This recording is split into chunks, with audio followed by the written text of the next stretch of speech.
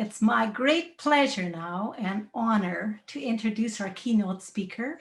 We have about an hour and 15 minutes to hear him, and then we'll have a small space, I hope, for some question and answers. Seth Klein served for 22 years as the founding member and a director of the Canadian Centre for Policy Alternatives, which is a public policy research institute committed to social, economic, and environmental justice. He's now a freelance researcher, writer, consultant, and speaker, and an adjunct professor with Simon Fraser's University's Urban Studies program. His new book, A Good War, Mobilizing Canada for the Climate Emergency, was just recently released, and that's what he'll speak to us about tonight. Seth is actively engaged in his community. He's a founder and has served for 8 years as a co-chair of the BC Poverty Reduction Coalition. He's a founder and served for 10 years on the advisory committee of the Metro Vancouver Living Wage for Families campaign. He currently serves on the board of Dogwood, and he's a founder and advisor and an instructor for Next Up, a leadership program for young people committed to social and environmental justice.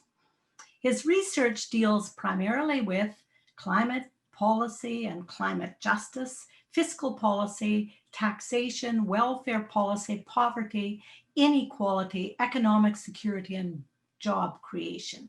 His research reports can be found on the CCPA's website, along with his blogs on CCPA BC's site. And only yesterday, many of us read his article in Policy Options, and several days ago heard him do a brilliant interview on CBC morning show, The Current. He's been a social activist for over 30 years, and he lives in East Vancouver with his partner and 2 children. Here's a little fun fact. He was listed by Vancouver Magazine as one of the 50 most powerful people in the city, and by, get this, Homemakers Magazine as being among the 60 men we love. Seth. Hi, everyone. Can you hear me? Yes. Okay, good. Well, good afternoon to you all, or evening, depending on where you are. Thank you, Nettie, for that lovely introduction. Thank you all for your interest in joining me today. I'm joining you with gratitude from the unceded territories of the Musqueam, Squamish, and Tsleil-Waututh Nations, otherwise known as Vancouver. And I'm really thrilled and honored to have this chance to address the National Farmers Union. I'm a city guy, there's no hiding that. But the NFU is an organization that I have long admired and with whom I have felt an affinity since my days with the Canadian Centre for Policy Alternatives, given our 2 organizations' collaborations over the years. I've really been so looking forward to this time with you, given the central role of farming in the battle before us, and what will be the crucial role, I believe, of the NFU in leading a transformation of the agricultural sector as we rise to the challenge of the climate emergency. I'm, just to state this right off the bat, I'm certainly no expert on farming practices. So when it comes to understanding the connections between farming and greenhouse gases, I defer to the exceptional work and research of people like your own Darren Qualman. But I'm very glad to have this time to do some big picture thinking with you as we map out what it means for our country to get serious about the climate crisis and what it might look like to reimagine farming and agriculture through the lens of maximizing carbon capture, radically reducing the sector's greenhouse gas emissions, embracing regenerative farming, all while stabilizing the incomes of farming communities and families. Imagine, just for starters, if every provincial and federal agriculture minister in Canada understood that transformation to be their central job, their primary mandate, and were seized with that task. As you all know, there is so much potential to transform agriculture from being a major carbon source, currently accounting for almost 10% of Canada's greenhouse gas emissions, into a carbon sink. So my plan is to speak for about 30 to 35 minutes, and then I'm very much looking forward to a lengthy Q&A period with you all. So I've written this book. I hope and believe that my book calls on us to adopt an entirely new and different approach to the climate crisis than the one we've pursued to date. And while I've endeavored to tell the truth about the severity of the crisis we face, I also hope and believe, for those of you who have not yet read it, that you will find it an unusually hopeful book. Its original twist is that, as the title suggests, the book is entirely structured around lessons from the Second World War. Now, let me just name right off the bat that I know that that militaristic framework that I employ in the book likely makes some of you, and maybe even many of you, uncomfortable.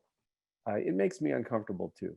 In many respects, I am the last person you'd have expected to write a war story. I am the child of war resistors. My parents came to Canada from the United States in 1967. The Vietnam War was in full swing. In September of that year, my father received his military induction notice. Further complicating matters, about a month earlier, my mom discovered that she was pregnant with me. And so, along with tens of thousands of other Americans, rather than accept military service or continue to live and pay taxes in a country engaged in an immoral war, my parents chose to come to Canada. And I am Canadian because of their refusal to participate in war, and I'm forever grateful for the choice that they made. My own social activism started as a teenager in the peace and disarmament movement in Montreal in the 1980s, during the final years of the Cold War. That's where I cut my political teeth.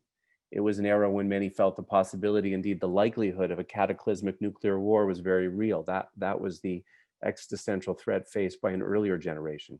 So like I said, I come to this analogy uneasily, and there is no small irony in me invoking a wartime call to action. Yet here I am, doing just that with you. I am now convinced that to confront the climate emergency, a wartime approach is needed, and moreover, that our wartime experience should be embraced as a helpful story. Climate breakdown requires a new mindset to mobilize all of society, galvanize our politics, and to fundamentally remake our economy. Tim, I'm hoping you can call up a slide that I want to show you folks. I'm used to be with the Canadian Center for Policy Alternatives after all, so you know there's going to have to be a chart. This chart shows Canada's greenhouse gas emissions going back to the year 2000. I find it a deeply disturbing chart. I think you should too. As you can see, with the exception of a slight downturn during the 2008-9 recession, what you basically see is a flat line, meaning emissions are no longer climbing. That's the good news, I suppose, but neither are they in decline. So I start from a very simple premise, namely that what we have been doing for years isn't working. Despite decades of calls to action, our emissions are not on a path to stave off a horrific future for our children and future generations. We have run out the clock with distracting debates about incremental changes, but where it matters most, actual GHG emissions, we have accomplished precious little. Nature, of course, does not care that our emissions are no longer climbing. As the great climate change warrior Bill McKibben has said, winning slowly on climate is just another way of losing. Politics, as they say, may be all about compromise and the art of the possible, but there's no bargaining with the laws of nature. And nature is now telling us something fierce. Thanks, Tim. You can bring that image down now. So here we are, folks, confronting this harrowing gap between what the science says we must do and what our politics seems prepared to entertain. If we fail to act quickly, then over the course of the rest of this century, things start to get very grim. A world that is unlivable and catastrophic for many, deeply uncomfortable and disruptive for all others, and quite possibly ungovernable. And so, friends, a new approach is needed. I should mention that I didn't start off planning to write a war story. My book project began as an exploration for how we can align our politics and economy in Canada, on the one hand, with what the science says we must urgently do to address the climate emergency, and the book is that. But I'd initially planned to include only a single chapter on lessons from the Second World War because I'd long been intrigued by the war as an example of rapid economic transformation. But as I delved into that work, I began to see more and more parallels between our wartime experience and the current crisis, and ultimately decided to structure the entire book around lessons from the war. Again, not because I get all weirdly animated about the war, but it is because I see in the history of our wartime experience a helpful and indeed hopeful reminder that we have done this before. We have mobilized in common cause across society to confront an existential threat. And in doing so, we actually have retooled our entire economy twice, once to ramp up military production, another time to reconvert to peacetime, all in the space of a few short years. And so the book explores what wartime scale climate mobilization could actually mean and look like. Each chapter jumps back and forth in time between stories of what Canada did in the war and what we now face. And in these comparisons, it answers questions like, how has public opinion rallied to support mobilization in the war, and how might it be galvanized again? What was the role of government, news media, arts and culture? How is social solidarity secured across class and race and gender, and how can we do that again? How is national unity established across Canada's many provinces with their varying interests, and can we successfully achieve that again as we move off fossil fuels? How did we marshal all of our resources to produce what was needed? How do we do that again? How did we pay for that transformation? And can we mobilize the necessary finances once again? What supports were offered for returning soldiers? And is there a model there for just transition for fossil fuel workers today? What was the role of Indigenous people in the war, and what is it in today's transformation? What was the role of youth and social movements then and now? Importantly, what are the war's cautionary tales? The warnings of things that brought us shame, the internments, the squashing of civil rights, the poisoning of Indigenous lands, and perhaps most apt to the current crisis, the response to refugees, those things that we do not wish to repeat. And running through it all, what sort of political leadership do we require to see us through challenges like this? And I want to start with one important comparison I make near the beginning because it gives me some hope. And it's this. Despite Canada's war declaration in September of 1939, it's worth recalling that even as the winds of war gathered in the late 1930s, our leaders were reluctant to recognize what would ultimately be necessary, a lot like today. Canada was on the cusp of being completely transformed by its Second World War experience, yet right up to the 11th hour, our government and most of the public still hoped to avoid getting dragged into that fight. Does that sound familiar?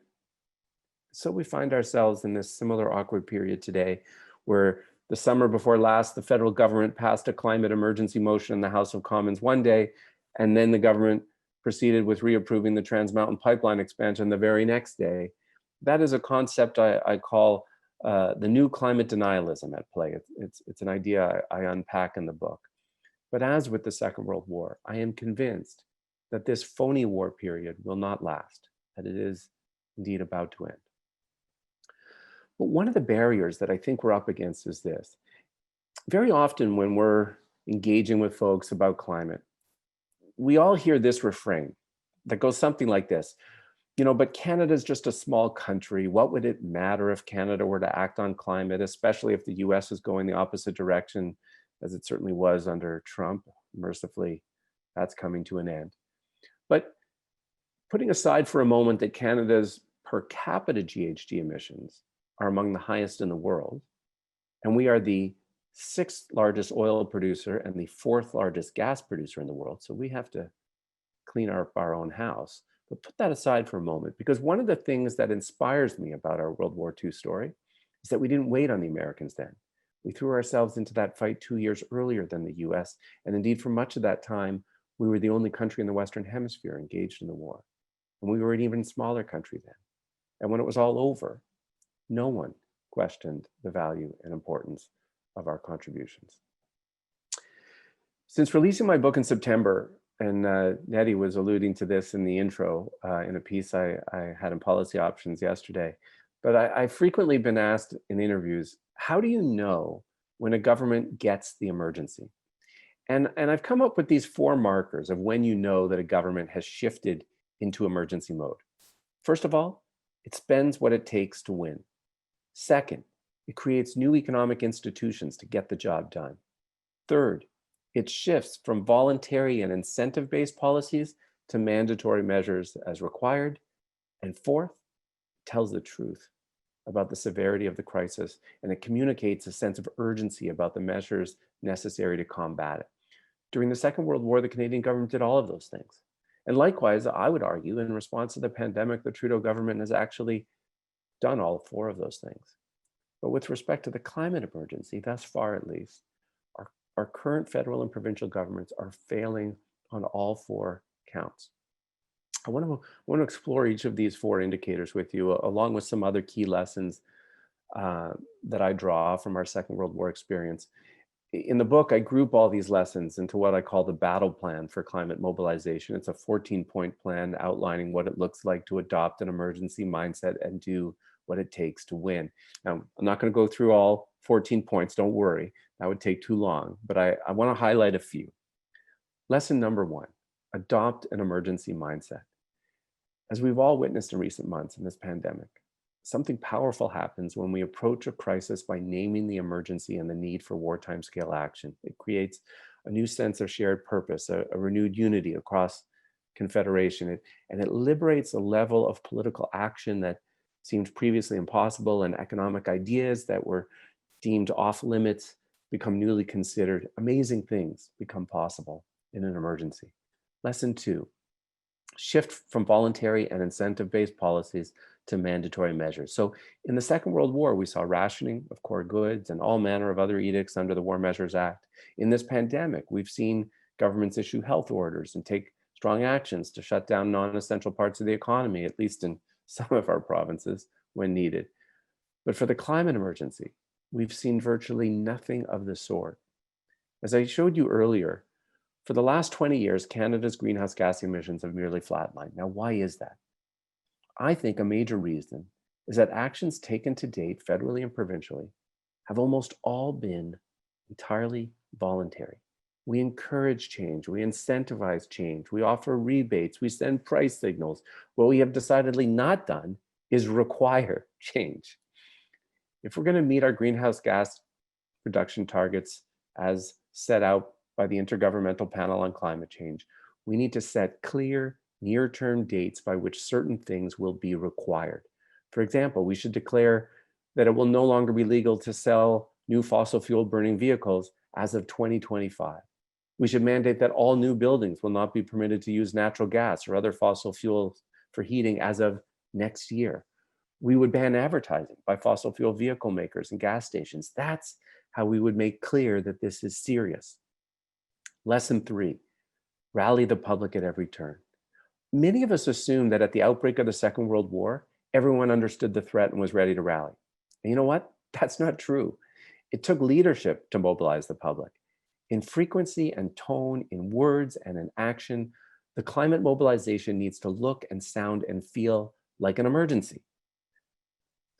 What we need is for our leaders to tell the truth about the severity of the crisis. The leaders we remember best from the Second World War, like Churchill and Roosevelt, they were outstanding communicators who walked this careful line where they were forthright about the gravity of the crisis and yet still managed to impart hope. And their messages were amplified by a news media that knew what side of history it wanted to be on, and by an arts and entertainment sector keen to rally the public. Similarly, that's how our governments have acted and communicated in this pandemic. The messages are ubiquitous. We receive daily press briefings. We hear regularly from public health officials. The media has taken seriously its duty to provide necessary information on a daily basis. Government leaders in the media have listened to science and health experts and have acted accordingly. None of this consistency and coherence, however, is present with respect to the climate emergency. When our governments do not act as if the situation is an emergency, or worse, when they send contradictory messages by approving new fossil fuel infrastructure projects, they are effectively communicating to the public that it isn't an emergency.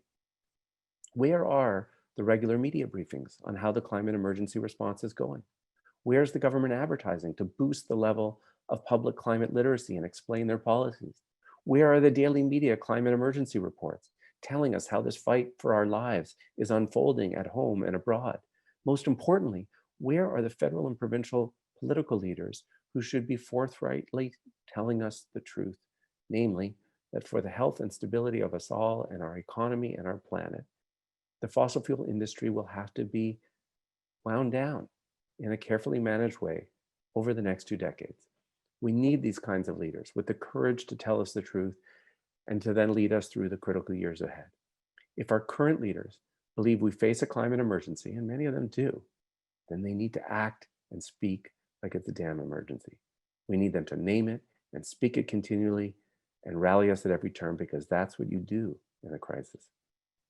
Lesson number 4, inequality is toxic to social solidarity and mass mobilization. There are many climate purists out there who argue, don't link climate action to inequality and social justice. Don't overcomplicate this. It's hard enough as it is.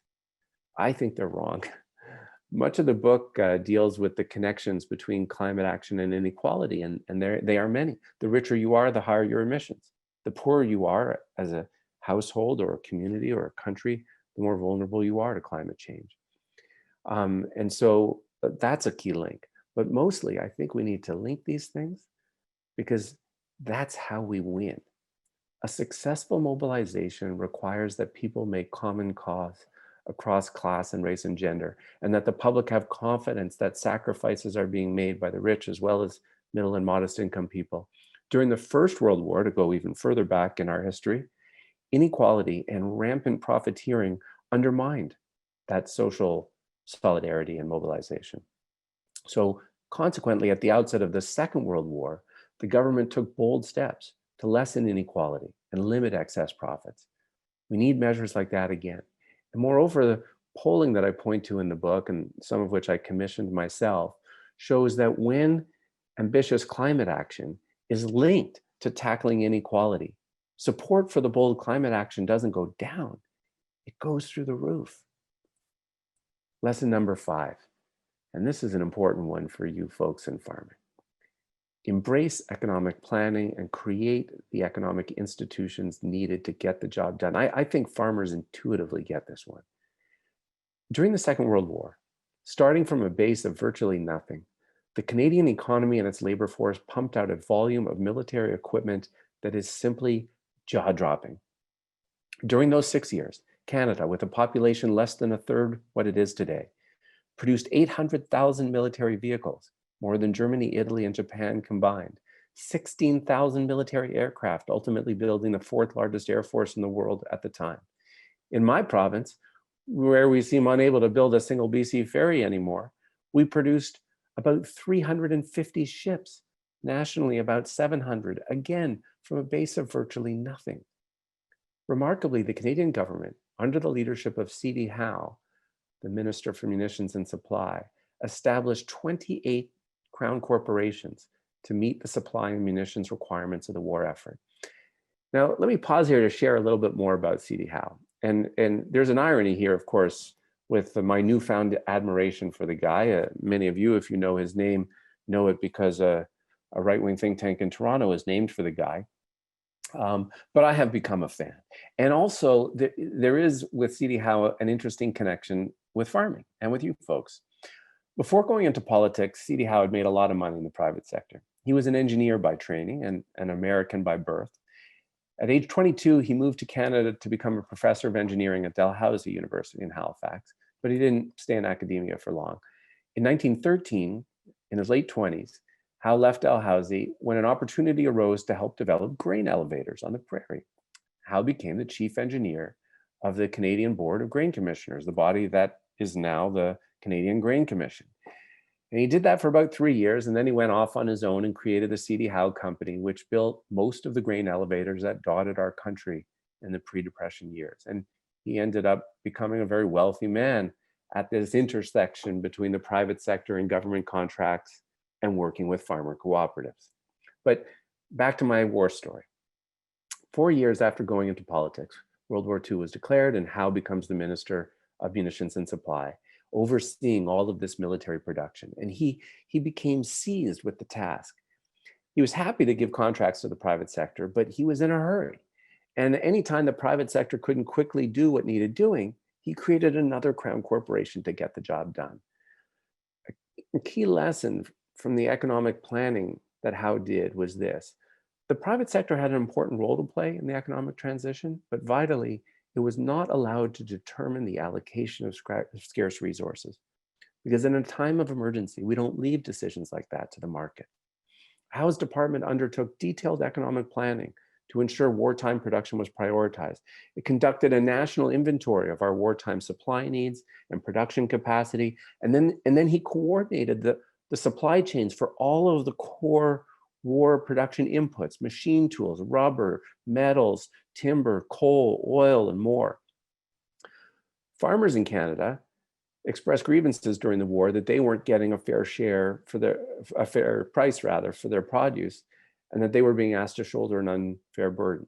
And in response, the government created another new corporation, the Wartime Food Corporation, to buy all of the beef needed to adequately supply the domestic market, while paying producers the price that they would have received if they had been allowed to sell into the US. The corporation would then sell the beef to packers or the military at a price that would not break the wartime price ceiling. And the model worked. Food production in Canada increased by almost 50% during the war, while the prices received by farmers grew by almost 60%, whereas the prices paid by consumers was held steady. On the importance of new institutions and programs, similarly during the pandemic, we've witnessed the federal government creating these audacious new economic programs like the CERB and the emergency wage subsidy with a speed that few of us would have predicted. I wouldn't have. But in response to the climate emergency, we've seen nothing of this sort. In contrast to C.D. Howe's wartime creations, the Trudeau government has established in its time in office 2 new crown corporations: the Canada Infrastructure Bank, which is really a vehicle for privatizing infrastructure that's accomplished very little so far, and the other one, I'm afraid to say, is the Trans Mountain Corporation, the ill-advised decision to make all of us the proud owners of a 60-year-old pipeline from Alberta to my province.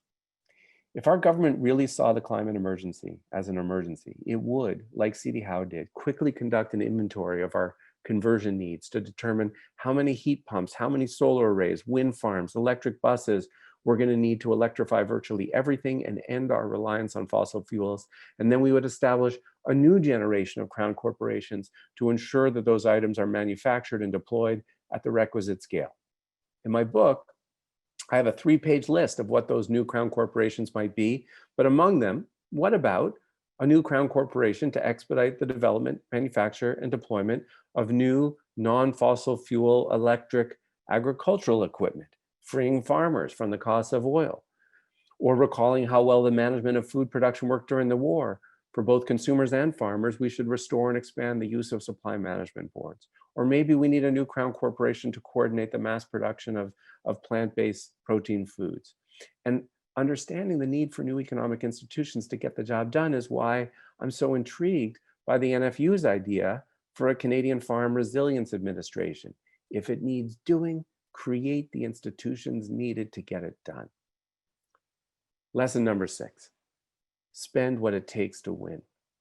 A benefit of an emergency mentality is that it forces governments out of this austerity mindset. This year, in response to COVID, Canada's debt to GDP ratio is going to rise to about 50% from about 35%. But at the end of the war, it was more than double that. When C.D. Howe was pressed about government spending, he famously replied, "If we lose the war, nothing will matter." And in order to finance the war effort, the government issued new public victory bonds, and new forms of progressive taxation were instituted, including a cap on profits. The kind of profiteering that we've seen in this pandemic was illegal in the Second World War. And yet all those new taxes brought in during the war and what remains to this day historic levels of public debt, they didn't spell economic disaster. On the contrary, they heralded an era of record economic performance for the next 3 decades. As we confront the climate emergency, financing the transformation before us is going to require that we employ similar tools. Remarkably, during this pandemic, almost all of the new debt being accumulated by the federal government, about $350 billion, has been taken on by the Bank of Canada, which for the first 8 months of the pandemic was buying $5 billion in government securities a week. This is a stunning role that we haven't seen the bank play for decades. So the cat's now out of the bag, my friends. After we've all been told for years that there wasn't the money to tackle homelessness or poverty or the farm crisis or the opioid crisis or the climate emergency, the federal government and the Bank of Canada is now showing us what was possible all along. However, federal spending on climate action and green infrastructure to date pales into comparison. Trudeau government's really just proposing about $2 billion a year to be administered through the Canada Infrastructure Bank rather than nimbly financed through the Bank of Canada. What the Biden administration is proposing is higher than that in Canadian terms by a massive order of magnitude. Lesson number 7. I've only got 2 more. Indigenous leadership, title, and rights are central to winning. Let me share a story with you about a Second World War vet. One morning as I was writing my book last year, a news item came across the radio about the death of Louis Levi Oakes, the last of the Mohawk code talkers from the community of Akwesasne. Much like it had been important to Canada to independently declare war in 1939, separate from Britain, interestingly, the Iroquois Confederacy, of which the Mohawk are members, also independently declared war on Germany, which resulted in many Mohawk men enlisting. Oakes died at the age of 94. The code talkers were Indigenous soldiers tasked with using their own languages to communicate secret military information among Allied forces. In news reports after Oakes' death, his daughter revealed that astonishingly, Oakes hadn't told his family what he did during the war for 7 decades, having been sworn to secrecy only in his late 80s, when stories of the code talkers were made more public, did he finally reveal what he'd done. And then he got the Congressional Silver Medal and special honors from the Assembly of First Nations and the Canadian House of Commons. Oakes was one of 17 code talkers from Akwesasne, but there were hundreds of others from Indigenous nations across North America. As the war was unfolding, the secret codes employed by the Allies to communicate military plans kept getting broken by the Nazi and Japanese forces. But then the US Marines discovered that enemy forces were unable to crack Navajo. And ultimately, 33 Indigenous languages were used by various branches of the Allied forces, including a number from Indigenous nations in Canada, Mohawk, Cree, Tlingit, Ojibwe. But as I learned of this, it struck me that there is in this piece of wartime history a tragic irony. Our 2 countries have spent generations trying to erase Indigenous languages from the earth, literally beating these languages out of children in residential schools, only to uncover that these languages were the unbreakable code. That's what they were dubbed in the war, credited with having been vital to victory in certain battles, particularly in the Pacific. And then if we fast forward to today, the same can be said about Indigenous rights and title, which similarly our 2 countries have spent generations systematically abusing and violating. And yet, as our mainstream politics dithers and dodges on meaningful and coherent climate action over and over and over again, it is the assertion of Indigenous rights and title that is buying us time, slowing and blocking new fossil fuel projects until our larger politics comes into compliance with what the science says we have to do. Lesson number 8, and this is my final one for you today. Leave no one behind. Of course, whenever we talk about the need for urgent climate action, the issue that comes up is jobs. There are about 300,000 Canadians who are currently directly employed in fossil fuel industries. But consider this. In the Second World War, from a population base of about 11 million, over 1 million Canadians enlisted for military service. And even more than that were directly employed in munitions production, far, far more than are employed in fossil fuel industries today. All of those people had to be trained up, and then all of them had to be reintegrated into a peacetime economy. And we developed audacious new programs to do that. Income support programs, housing support programs, post-secondary and training programs that completely changed the face of the post-secondary sector in Canada for a generation and changed the lives of thousands of people. The ambition of these initiatives provides a model for what just transition can look like today for all workers whose economic and employment security is currently tied to the fossil fuel economy. And I think there needs to be a special focus on those provinces and regions that are most reliant on oil and gas production. I argue in the book that The federal government should create an audacious new federal transfer program. I would call it a climate emergency just transition transfer. Make it $20 to $40 billion a year. Allocate that money to each province based on current greenhouse gas emissions, and use that money to catapult climate infrastructure spending and worker retraining in every province. A couple final thoughts, and then we'll open this up to Q&A. Like many of you, as I read the latest scientific warnings, I'm afraid. In particular, I feel deep anxiety about the state of the world that we're leaving our kids and those who will live out through most of this century and beyond. All of us who take seriously these scientific realities wrestle with despair. That is the ambiguous time in which we live. The truth is, we don't know if we're going to win this fight, if we are going to do what we have to do in time. But consider this, in the Second World War, and as I say, from a population at the time of 11 million, over 1 million Canadians enlisted. It's remarkable, isn't it? And yet it is worth appreciating that those who rallied in the face of fascism 80 years ago likewise didn't know if they would win. We often forget that there was a good chunk of the war's early years during which the outcome was far from certain. We know how that story ended. They did not. Yet that generation rallied regardless, and in the process they surprised themselves by what they were capable of achieving. I think that's the spirit we need today. My book, I hope, is an invitation to our political leaders to reflect on the leaders who saw us through the war and to consider who they want to be and how they wish to be remembered as we undertake this defining task of our lives. And my hope is that the book might embolden them to be more politically daring than we've seen to date, because that's what this moment demands. But also, much like the trials that tested the character of past generations, the book's also an invitation to all of us to reflect on who we want to be as we together confront this crisis. I didn't appreciate it when I began this whole exercise, but I really have come to appreciate since releasing my book that the value of this wartime narrative. So many of us have some connection to that story, whether you're conservative or liberal or NDP or a business person or a labor person or an engineer or a farmer. You have some connection to that story. There are people there who are important to you, your sense of purpose, your sense of legacy, and the story becomes an entry point and a chance to connect with people to say, this is what those people did in that moment, that historic moment, and who do you want to be today? Few of you listening to me today were alive in World War II, but many of you have an appreciation for this history, I think, and bunch of us, we watch these films or we read books about pivotal times like those that I've recounted today.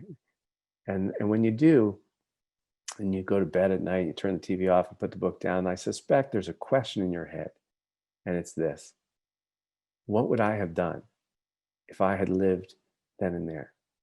But today, as the future of our children is thrown into doubt and another civilizational threat arrives at our doorstep, the answer to that question is really no great mystery. The answer to that question, friends, is whatever we're ready to do now. Thanks. I'm looking forward to some Q&A time with you all.